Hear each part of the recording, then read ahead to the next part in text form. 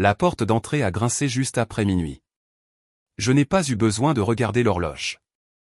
Je la fixais depuis des heures. La maison était silencieuse, enveloppée dans ce genre de calme qui rend chaque son plus fort. Laura est entrée, ses talons claquant doucement contre le parquet, les cheveux légèrement ébouriffés, sa veste tombant d'une épaule. Elle sentait un mélange de vin et de parfums de luxe, dont aucun n'avait sa place dans notre maison à cette heure. Je suis resté assis à la table de la cuisine, une tasse à la main. Ma voix était égale quand j'ai demandé « Où étais-tu » Ses yeux se sont levés, surpris une fraction de seconde, puis vifs. « Ne commence pas, Ethan. Il est tard. » « C'est plus que tard, tu as 3 heures de retard, ai-je dit. J'ai appelé. Tu n'as pas répondu. Elle a jeté ses clés dans le bol près de la porte un peu trop fort. J'étais avec des amis. Je n'ai pas à pointer comme si j'étais ta fille adolescente. Je ne te demandais pas une localisation GPS, ai-je répondu, toujours calme. J'étais inquiet. Ce n'est pas un crime. Laura a ricané, se tournant vers les escaliers. Je ne vais pas me disputer maintenant. Je me suis levé. Laura. Elle s'est figée un instant, puis s'est retournée, le feu dans les yeux. Quoi? Qu'est-ce que tu veux de moi, Ethan? Tu restes assis là comme un saint silencieux pendant que je suis dehors à vivre ma vie. Et tout à coup, tu as des questions. Je t'en ai posé une. J'ai dit, où étais-tu? Son rire était amer.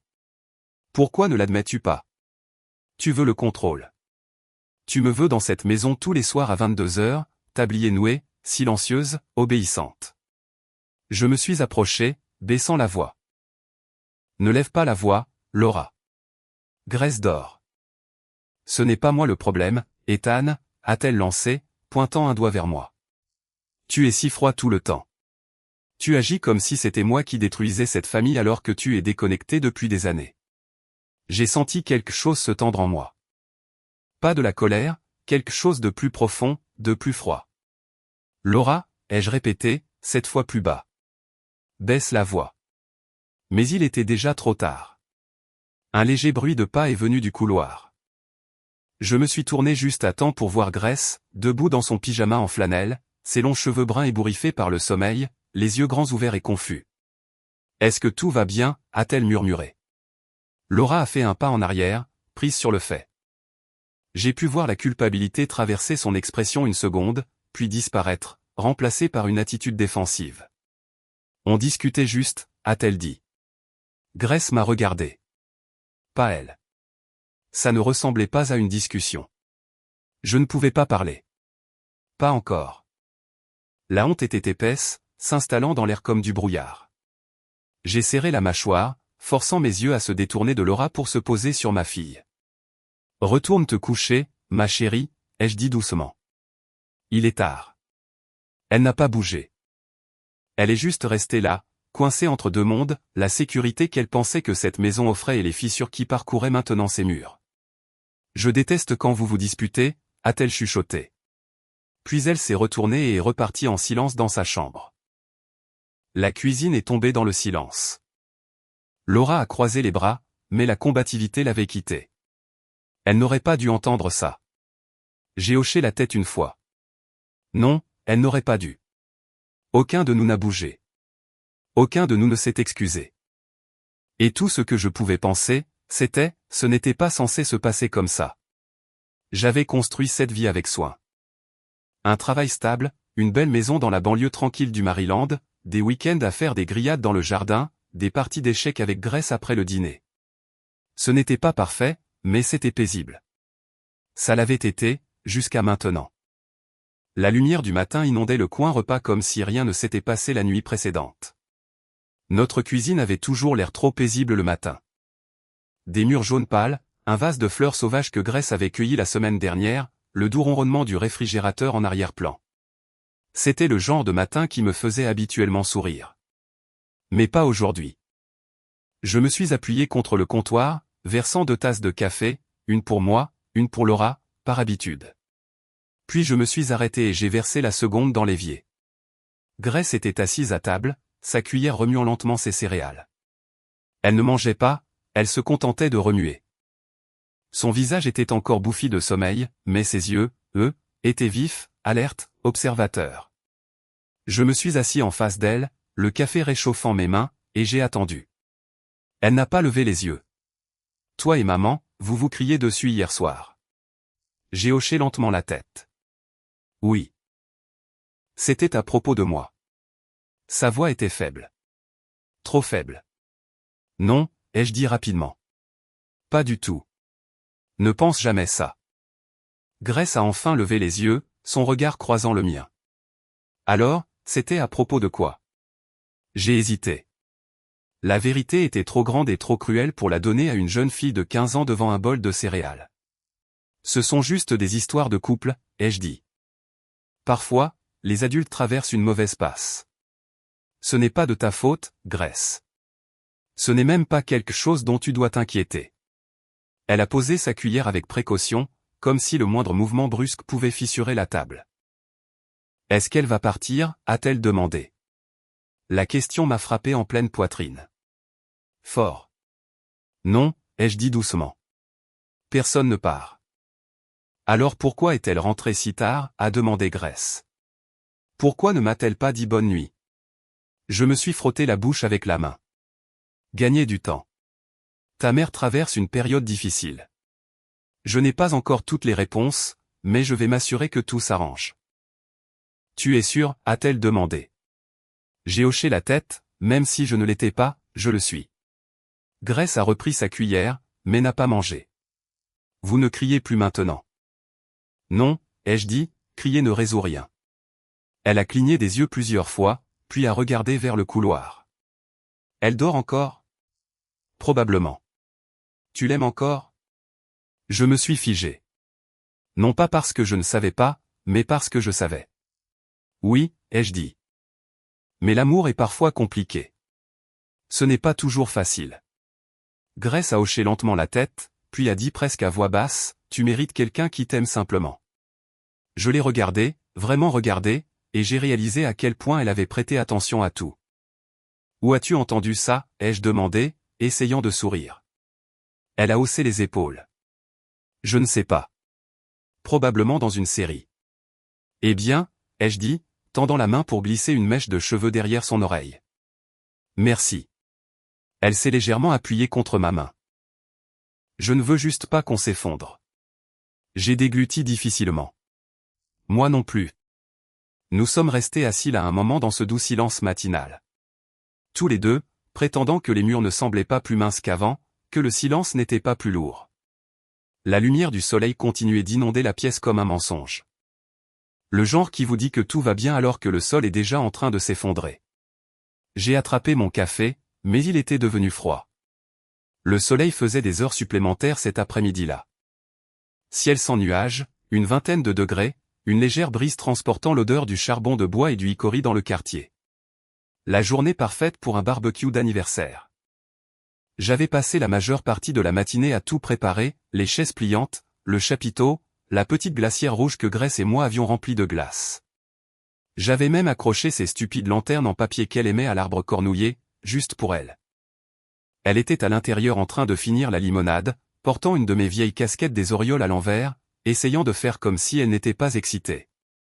Mais j'ai vu le sourire qu'elle essayait de cacher. Elle voulait que cette journée soit normale, heureuse. Je le voulais aussi. Laura était dans la chambre depuis plus d'une heure. Elle n'avait pas dit grand-chose de toute la matinée, juste marmonné quelque chose à propos d'un mal de tête quand je lui ai offert du café. Mais maintenant, alors que j'étalais les steaks près du grill, la moustiquaire de la porte a grincé et elle est sortie, son sac à main déjà sur l'épaule. Je dois faire une course rapide, a-t-elle dit, des lunettes de soleil couvrant déjà ses yeux. Je me suis arrêté, levant les yeux vers elle depuis le grill. Maintenant? Ça ne prendra pas longtemps, a-t-elle dit. Trop vite. Je serai de retour avant que les gens n'arrivent. Tu n'as rien mentionné plus tôt, ai-je dit avec précaution, essayant de garder ma voix égale. Quel genre de course? Laura s'est agitée, sa prise se resserrant sur la sangle de son sac. Je dois juste aller chercher quelque chose. Quoi, ai-je demandé. Elle n'a pas répondu. J'ai fait un pas vers elle. Laura, s'il te plaît, ne fais pas ça. Elle a croisé les bras. Faire quoi, Ethan? J'ai dit que je reviendrais. Nous avons des invités qui arrivent. De la famille, des amis. Grace prépare de la limonade comme si c'était le 4 juillet. Je te demande de rester, juste aujourd'hui. D'être présente. Sa mâchoire s'est crispée. Ne me fais pas culpabiliser. C'est une demi-heure tout au plus. J'ai baissé la voix, jetant un coup d'œil vers la fenêtre de la cuisine. Elle regarde. S'il te plaît, ne pars pas comme ça. Alors n'en fais pas toute une scène, a rétorqué Laura, sa voix s'élevant. Je demande la vérité, ai-je dit. Où vas-tu vraiment? Je t'ai dit, une course. J'ai secoué la tête. Non, tu mens encore. Les mains de Laura se sont crispées à ses côtés. Je n'ai pas besoin de ta permission pour quitter la maison. Je ne te le demande pas en tant que ton geôlier, ai-je dit doucement. Je te le demande en tant que ton mari, en tant que père. S'il te plaît, Laura, ne me force pas à mentir à nos invités. Mais elle descendait déjà du porche. Alors ne le fais pas, dis-leur juste que j'ai dû sortir. Je l'ai suivi à mi-chemin de l'allée. Est-ce qu'il sait que c'est mon anniversaire? Elle s'est figée une seconde. Elle n'a pas bougé, n'a pas respiré. Puis elle s'est retournée, son visage illisible derrière ses lunettes noires. Je serai de retour, a-t-elle dit. Et puis elle est montée dans la voiture, a démarré le moteur et a reculé comme si elle ne pouvait pas s'enfuir assez vite. Je suis resté là, le cœur battant la chamade, les mains le long du corps, tandis que la voiture disparaissait au bout de la rue. Derrière moi, j'ai entendu la moustiquaire de la porte s'ouvrir à nouveau. Papa? La voix de Grace était douce, confuse. Où va maman? Je me suis retourné et j'ai essayé de sourire. Elle sera de retour dans un petit moment, ma chérie. Grace a regardé au-delà de moi, vers l'allée vide. Elle n'a même pas dit au revoir. Je n'avais pas de réponse à ça. Les invités ont commencé à arriver quelques minutes plus tard. Mon frère Scott, sa femme, mon collègue Drew et ses jumeaux en bas âge, des voisins avec un gâteau, des amis de l'ancienne église. Ils sont arrivés en riant, portant des cadeaux et des boissons, avec cette énergie de samedi qui remplit un jardin comme la lumière du soleil. Et je les ai tous accueillis avec le même visage impassible, les mêmes mots polis. Merci d'être venus. Oui, les hamburgers seront bientôt prêts. Non, Laura vient de sortir, mais elle sera de retour. Je portais ce masque comme une armure. Grace a aidé à servir la limonade, mais elle regardait la route toutes les quelques minutes. Juste un coup d'œil rapide, comme si elle attendait un moteur qu'elle connaissait trop bien. Il n'est jamais venu. Les hamburgers grésillaient. Les gens ont chanté. J'ai ouvert des cadeaux et soufflé des bougies. Quelque part au milieu de tout ça, j'ai réalisé que je n'avais pas pris une seule photo. Parce que qu'aurais-je capturé? Un homme souriant debout devant un espace vide. J'ai surpris Grace en train de me fixer de l'autre côté du jardin. Elle m'a fait un petit signe de la main, hésitant. Je lui ai souri en retour, levant ma canette de soda dans un toast silencieux. Elle a fait de même, mais le coin de sa bouche ne s'est pas tout à fait relevé. Je pouvais voir la question dans ses yeux. Où est-elle? Et pire, pourquoi a-t-elle choisi de partir aujourd'hui? Je n'avais pas de réponse à ça non plus. Le ciel n'était qu'un murmure de rose quand j'ai entendu le crissement des pneus sur le gravier. Un roulement lent et prudent. Le son de quelqu'un qui essaie de ne pas réveiller les morts. Trop tard pour ça. J'étais déjà debout près de la fenêtre du salon, les bras croisés, la porte d'entrée entr'ouverte à la brise matinale. Laura est sortie d'un VTC argenté, portant toujours la même robe que lorsqu'elle était partie. Ses talons ont claqué contre le trottoir froid alors qu'elle regardait autour d'elle, confuse au début, puis vivement alerte, comme si quelque chose n'allait pas parce qu'il manquait quelque chose. La voiture. Sa voiture. Elle a regardé 2 fois l'allée, puis s'est tournée vers la maison, sa voix s'élevant, tranchante et rauque dans le silence de l'aube. Ethan, où est ma voiture? Je suis apparu complètement dans l'embrasure de la porte, les bras croisés. Je n'ai pas bougé, n'ai pas cligné des yeux. Laura s'est figée quand elle m'a vu. Son sac a légèrement glissé de son épaule, retenu par son coude. Qu'est-ce qui se passe, bon sang, a-t-elle exigé en se dirigeant vers le porche. Où est-elle? Partie, ai-je dit, la voix plate. Elle a cligné des yeux. Quoi? Vendu. Elle s'est arrêtée net au pied des marches. Tu as vendu ma voiture? Elle était à mon nom, ai-je dit. Payée l'année dernière. Le titre de propriété était en règle. Sa bouche s'est ouverte, stupéfaite. Tu n'avais pas le droit. J'ai descendu une marche, pas en colère, juste calme. J'avais tous les droits. Elle m'a regardé fixement, essayant de convoquer ce feu qu'elle portait si facilement autrefois. Mais je pouvais le voir, la fissure dans sa voix, le tremblement à peine perceptible derrière les mots. C'est de la folie, a-t-elle lancé. Tu n'as pas le droit de me punir comme un, laisse ton amante en acheter une nouvelle, ai-je dit tranquillement. Et d'un coup, le monde s'est arrêté de tourner.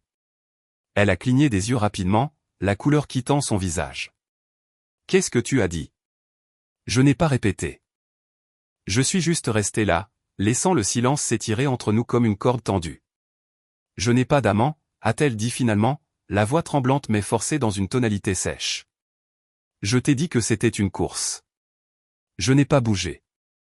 Tu n'as pas le droit de m'accuser de choses que tu ne peux pas prouver. Pourtant, je n'ai pas dit un mot, car je n'en avais pas besoin. Mon silence disait tout. Il lui disait que je ne la croyais pas, que je ne me laisserais pas entraîner dans une scène bruyante et chaotique. Que j'avais dépassé le stade d'avoir besoin d'une explication. Elle a hésité, a fait un pas en avant, puis s'est arrêtée. Tu es cruel. Grace t'a vu partir, ai-je dit calmement. Elle a demandé où tu étais toute la journée. Je lui ai dit que tu serais de retour. Je suis de retour maintenant, a-t-elle dit. Maintenant, tu es de retour. Sa lèvre a légèrement tremblé. Elle l'a caché en se la mordant fort. Tu penses vraiment que je ferais ça, a-t-elle demandé. Que je jetterais tout ce que nous avons construit. J'ai incliné la tête, laissant la lumière du porche éclairer juste assez son visage pour voir la vérité, les petites fractures derrière ses mots. Tu l'as déjà fait, ai-je dit, d'une voix d'acier. Elle a dégluti, a pris une inspiration, mais rien n'est sorti. Ses mains agrippaient la sangle de son sac si fort que ses jointures blanchissaient. Tu ne sais rien, a-t-elle dit finalement. Mais il était trop tard pour ça. Je suis rentré et j'ai laissé la moustiquaire de la porte grincer en se fermant derrière moi. Elle n'a pas suivi. Pendant longtemps, je suis resté là, non par colère, mais parce qu'il n'y avait plus rien à dire. Quand la confiance se brise, elle ne vole pas en éclats dans le bruit. Elle se fissure en silence. Le bar sentait le vieux bois, le whisky bon marché et la friture cuite depuis 3 heures de trop. C'était le genre d'endroit où le temps n'avait pas d'importance. Pas d'horloge, pas de musique assez forte pour vous distraire. Juste le faible murmure des conversations et le tintement occasionnel d'un verre rencontrant une table. Je me suis assis dans la banquette la plus éloignée, sous une applique en laiton rouillé qui diffusait à peine assez de lumière pour lire le menu. Non pas que j'en ai eu besoin. Je n'étais pas venu pour manger. Marcus s'est glissé en face de moi, jetant son manteau à côté de lui. Il n'avait pas beaucoup changé au fil des ans. Il portait toujours ses bottes usées et un sourire narquois comme une armure. « Joyeux anniversaire, mon pote », a-t-il dit en levant son verre. J'ai entendu dire que c'était une sacrée fête. J'ai esquissé un sourire sec. On peut dire ça. Il a pris une gorgée et s'est adossé, m'étudiant. Alors, elle n'est vraiment pas revenue? Elle est revenue, ai-je dit.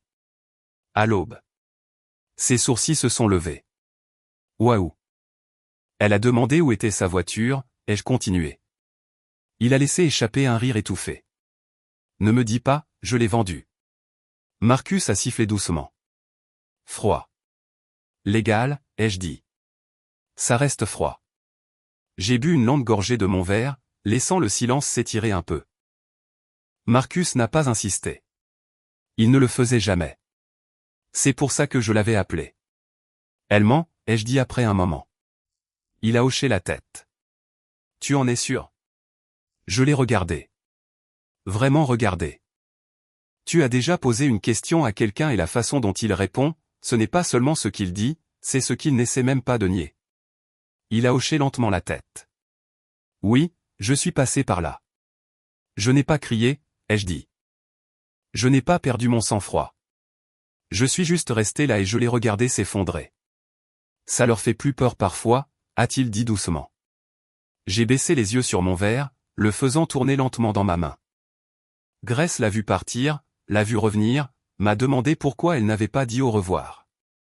Marcus s'est penché, la voix plus basse maintenant. C'est ça qui compte. Je sais que tu n'es pas seulement un mari dans cette histoire, Ethan. Tu es un père. C'est toi qui fixes la température de cette maison.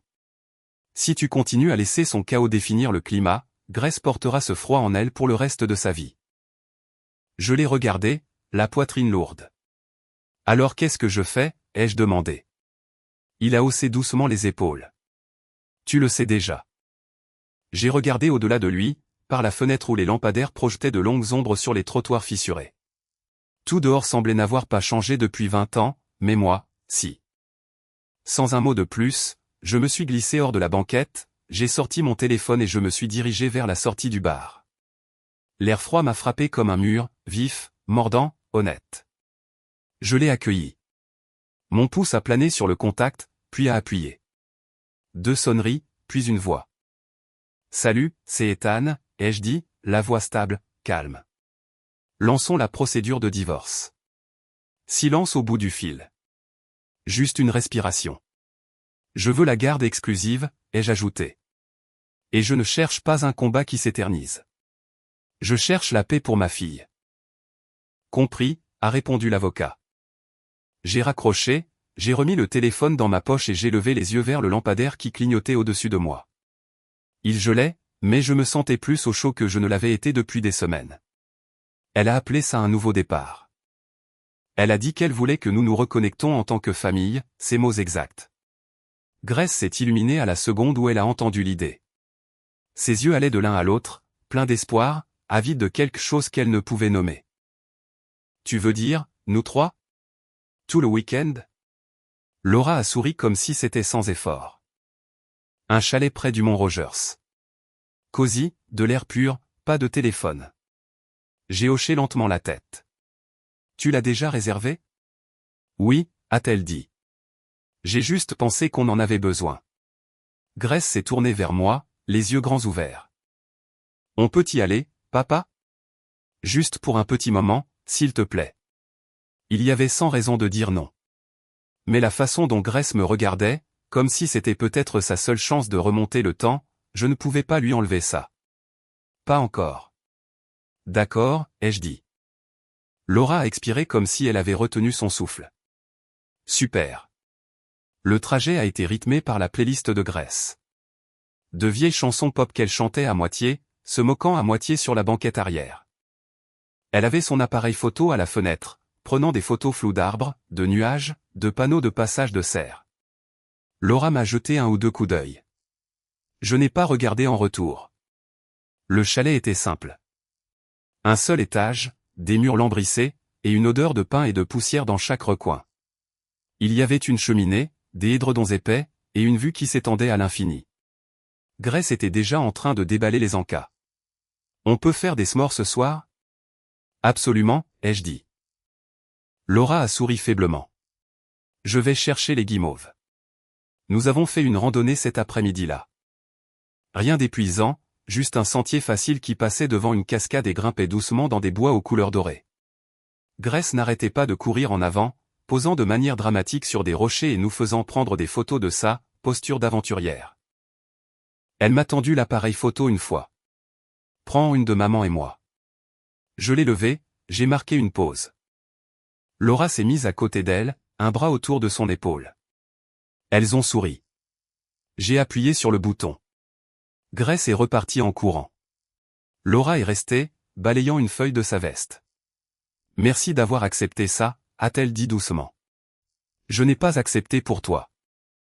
J'ai continué à marcher. Je sais. Je l'ai fait pour Grace. Laura a hoché la tête, gardant le rythme. Je pensais ce que j'ai dit. Je veux que nous nous sentions à nouveau normaux. Je n'ai pas répondu, car il n'y avait pas de normalité à retrouver. Ce soir-là, nous avons mangé autour du feu. De la soupe d'une marmite sur les flammes, des crackers, du chocolat chaud.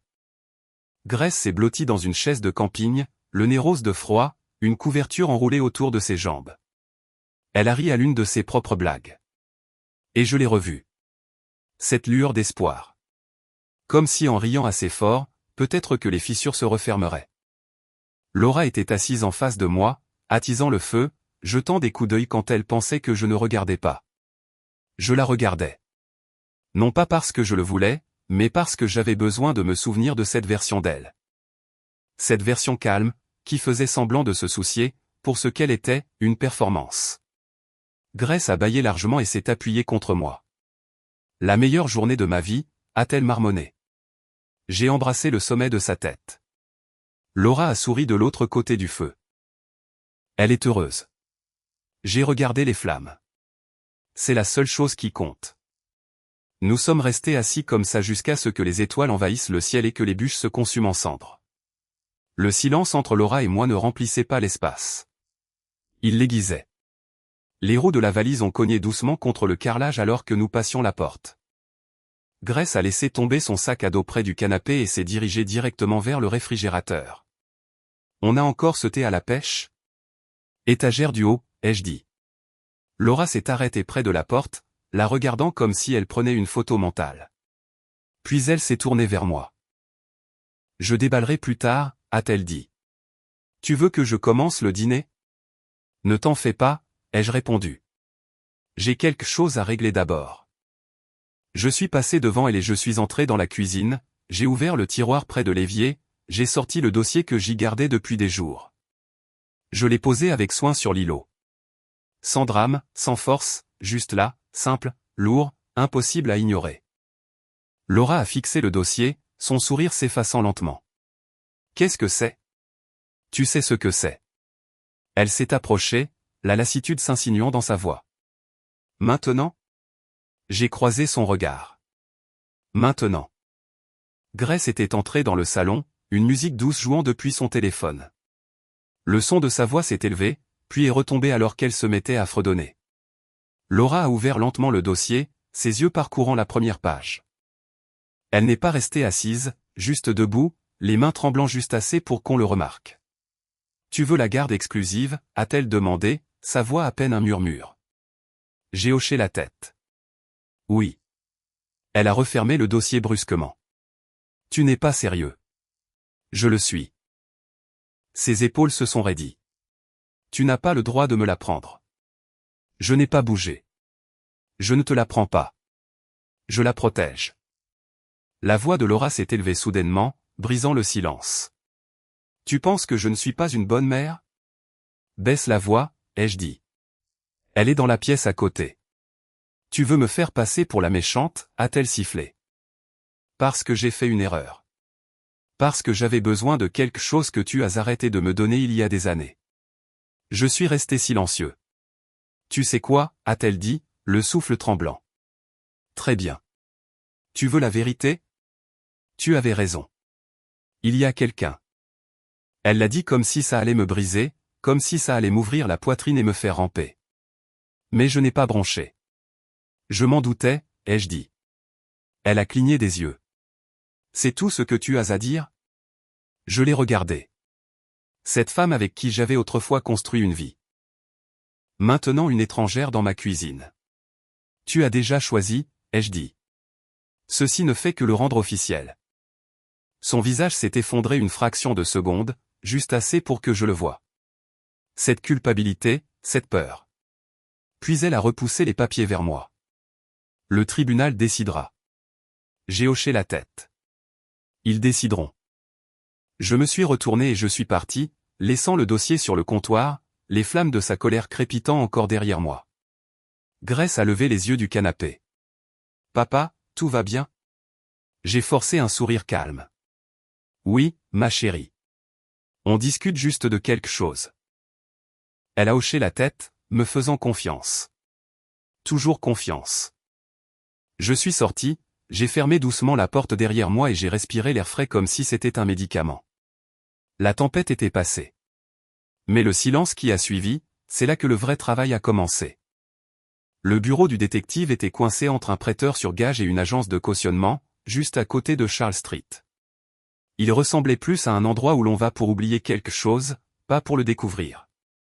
À l'intérieur, tout était gris. Les murs, les chaises usées, l'ambiance.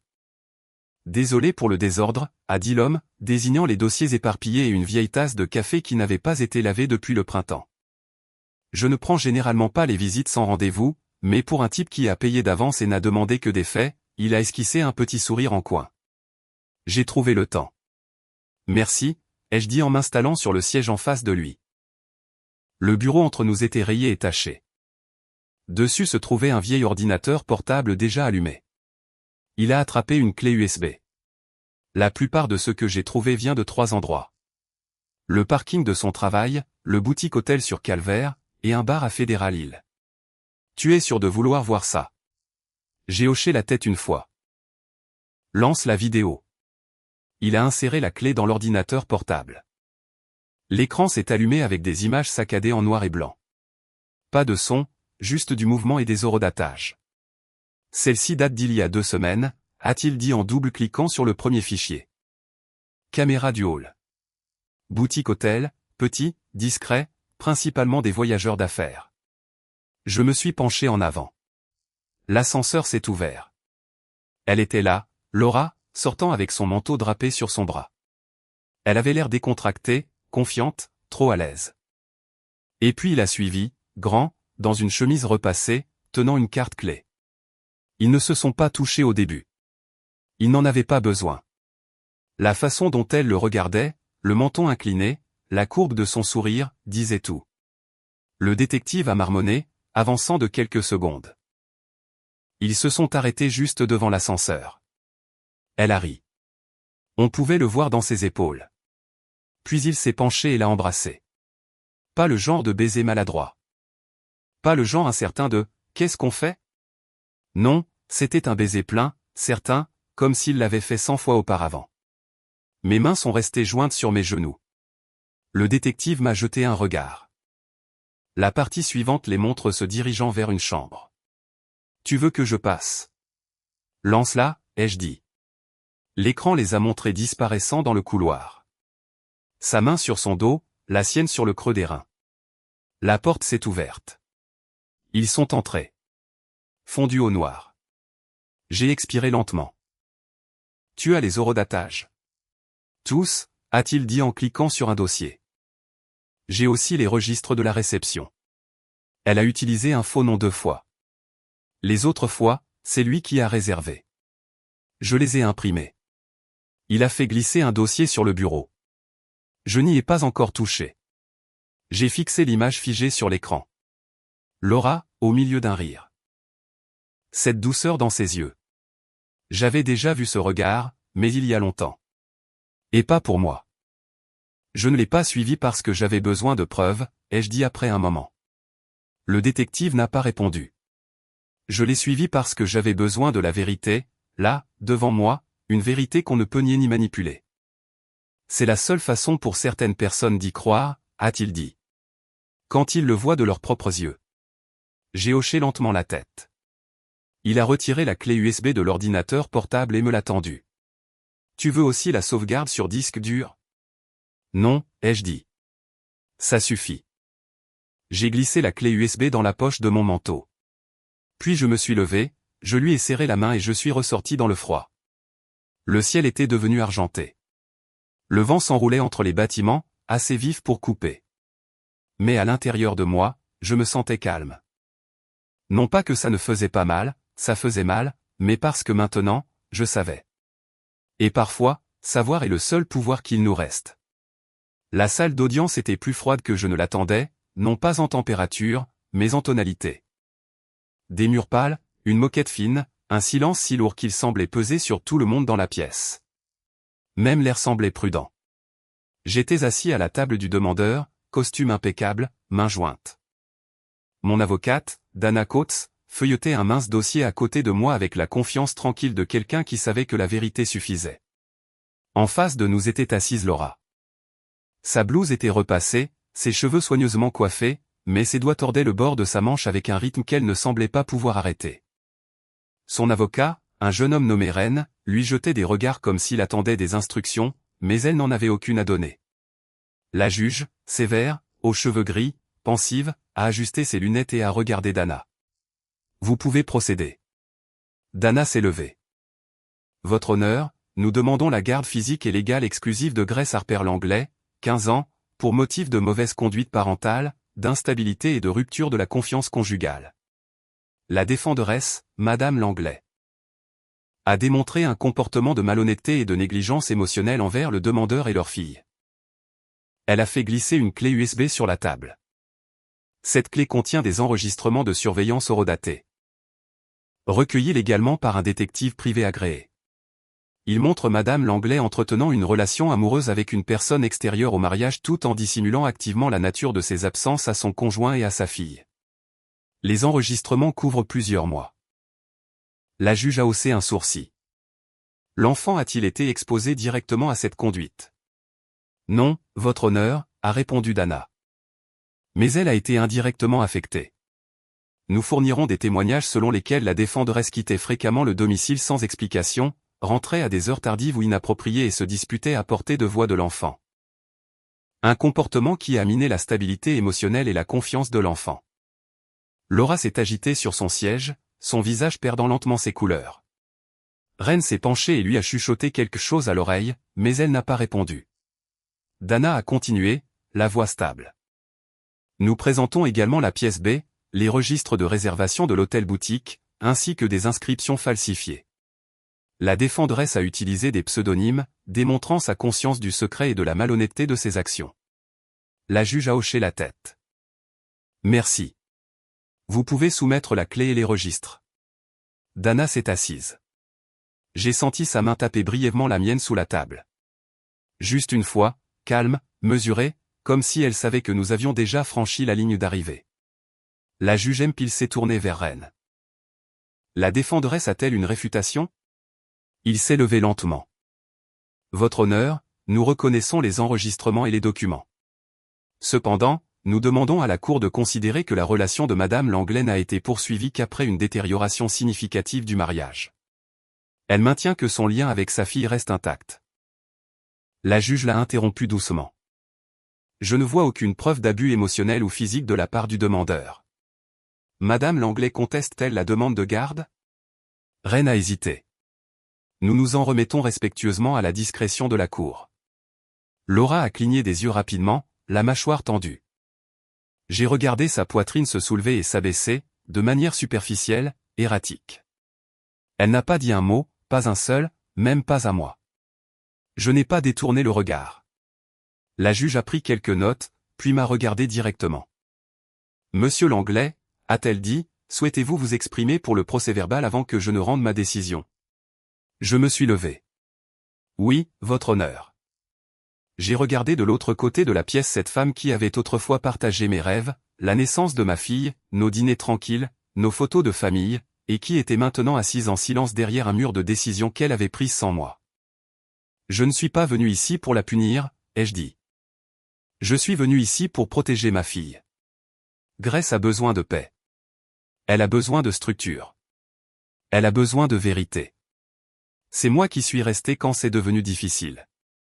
C'est moi qui ai répondu à ses questions, qui lui ai préparé son petit déjeuner. Qui l'ai aidé à dormir quand sa mère n'est pas rentrée à la maison. Ma voix n'a pas faibli. Je ne demande pas d'effacer sa mère. Je demande de donner à Grace un endroit où l'amour ne s'accompagne pas de confusion. La juge a hoché lentement la tête. Merci. Elle a jeté un coup d'œil au dossier, puis l'a fermé doucement. Le tribunal accorde la garde légale et physique exclusive de Grace Harper Langlais au demandeur, Monsieur Ethan Langlais, a-t-elle dit. Le divorce est prononcé avec effet immédiat. La défenderesse bénéficiera d'un droit de visite supervisé en attendant un examen. Laura n'a pas parlé. Elle a simplement fixé son giron, immobile. Ren a tendu la main vers son bras, mais elle l'a retiré. Dana s'est penchée vers moi. C'est fait. J'ai hoché la tête, sans sourire. Parce que ce n'était pas une victoire. C'était le dernier souffle de quelque chose qui était mort depuis longtemps. Et maintenant, au moins, nous pouvions tous cesser de prétendre que ce n'était pas le cas. C'était le genre de dimanche qui vous fait oublier que l'hiver a existé. Juste assez chaud pour laisser sa veste dans la voiture. Juste assez de vent pour faire bruisser les arbres sans voler le soleil. Grace et moi étions assis sous un kiosque en bois blanc au parc Hillside, un cornet de glace à la main, le doux bourdonnement du printemps autour de nous. Elle avait pris menthe chocolat. Moi, vanille. Elle me taquinait toujours à ce sujet. Elle disait que c'était le parfum des papas par excellence.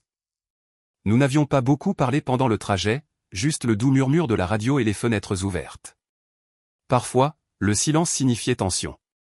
Aujourd'hui, non. Aujourd'hui, cela signifiait simplement que nous n'avions pas besoin de remplir l'air de mots que nous ne craignions plus. Grace balançait un peu ses pieds, ses baskets heurtant doucement le banc en bois. Je trouve ça toujours bizarre, a-t-elle dit entre deux bouchées.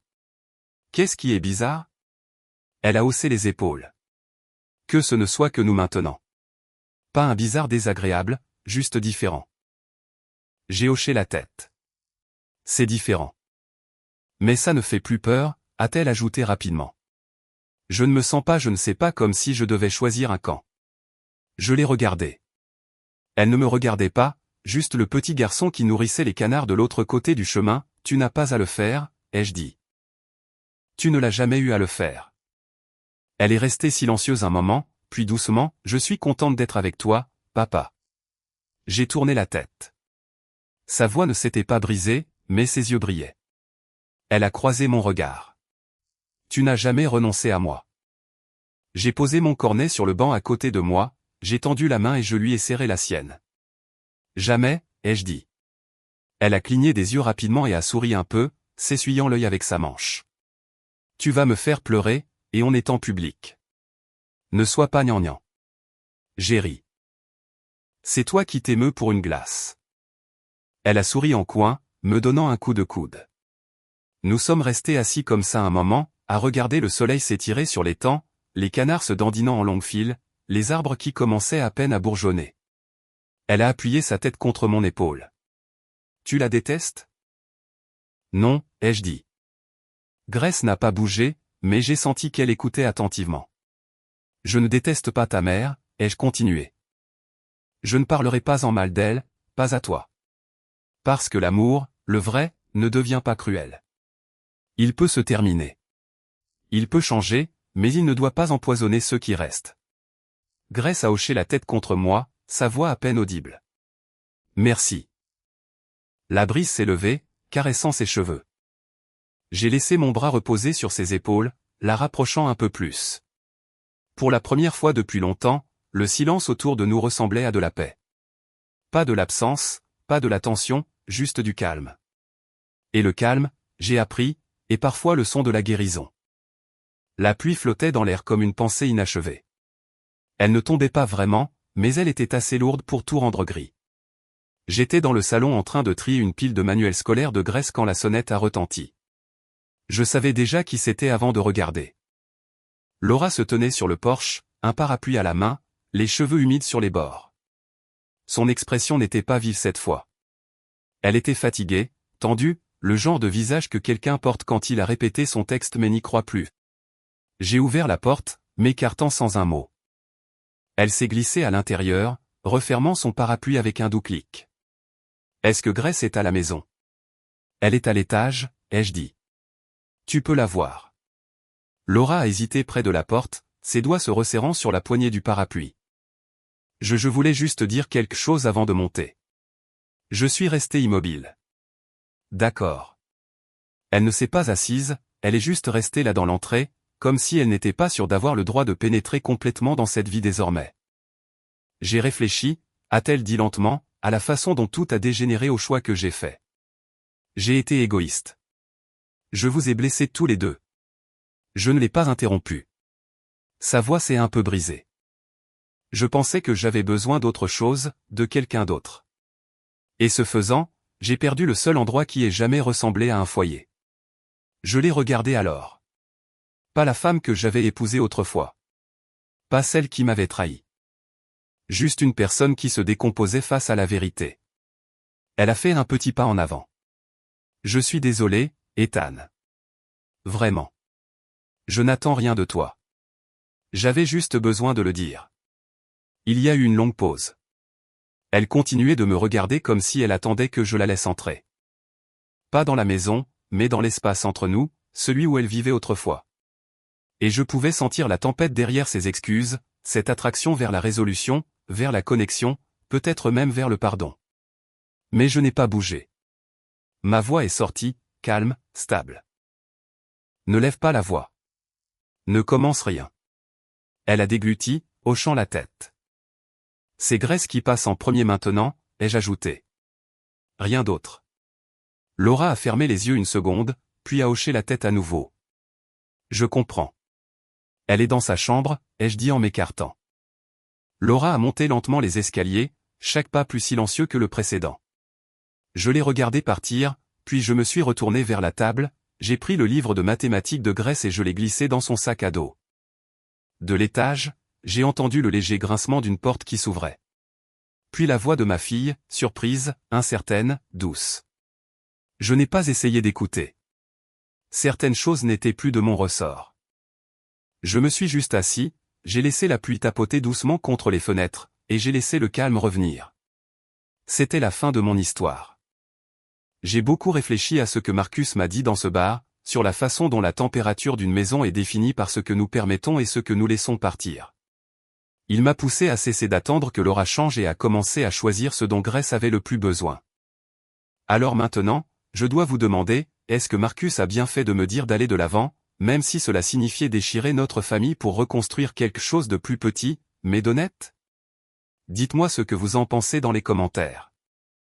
Et si cette histoire a signifié quelque chose pour vous, n'oubliez pas de liker et de vous abonner pour plus de contenu.